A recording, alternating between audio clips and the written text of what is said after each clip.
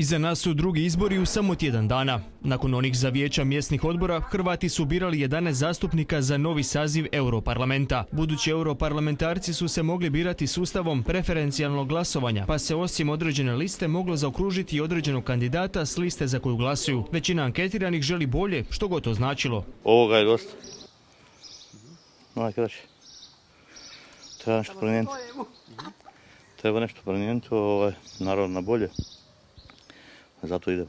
Nadamo se bolje za mlade, da bude bolje, da imaju zaposlenja i puno mladi ne rade.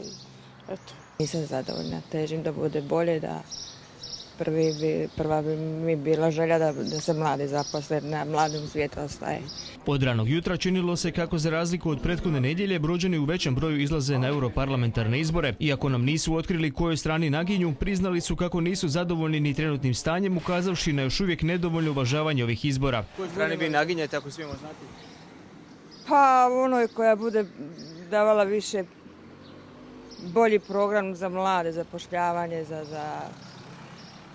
to je taj program koji bi ja podržala i koji mislim da je to ta. Još uvijek nismo ni svjesni toga da smo mi ušli u Europsku uniju, da ima toga što nam Europska unija nudi i što mi možda još nismo spremni, a možda će to krenuti. Ipak treba biti optimista, ne trebamo misliti sve crno. Očekujem da pobjede oni koji će predstavljati hrvatski narod zaista onako kako treba.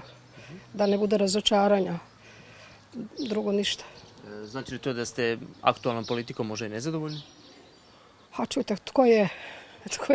Kampanja je bila prilično skromna, iako će većina reći kako su ovi izbori dobar pokazatelj mišljenja prosječnog Hrvata. Svoje biračko pravo u jutarnjim satima iskoristili su predsjednici gradskog i županijskog odbora HDZ-a koji je i u ovim izborima u koaliciji. Očekuje se dobar rezultat. Ovi izbori su jako bitni, jako važni. Nama se to čini daleko, naime znamo da je 70% naših zakona usklađeno sa zakonima Europske unije, tako da svaki rad Europskog parlamenta, izmjena zakonodavstva utječe direktno i na naš život ovdje u Hrvatskoj. Naša bi, da kažem, prava pobjeda bila kad bi imali 6 zastupnika, normalno kalkulira se i sa 7, ali evo i sa 6 bi bili jako, jako zadovoljni.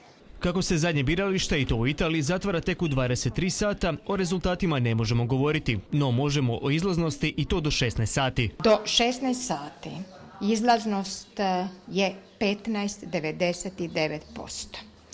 Od ukupno 270 biračkih mjesta zaprimili smo rezultate sa 243 biračka mjesta. U Novoj Gradišci izlaznost je 15,47%, u Slavonskom Brodu 16,14%, pa sad dalje najbolji izlazak ima općina Garčin 21,84% i Nova Kapla 22,05%. Do ovog trenutka nikakvih značajnijih problema Županijsko izborno povjerenstvo, a niti gradsko, ovdje koji ima sjedište, nismo zaprimili. Eventualno neki upiti, ali upiti koji nemaju neki poseban značaj.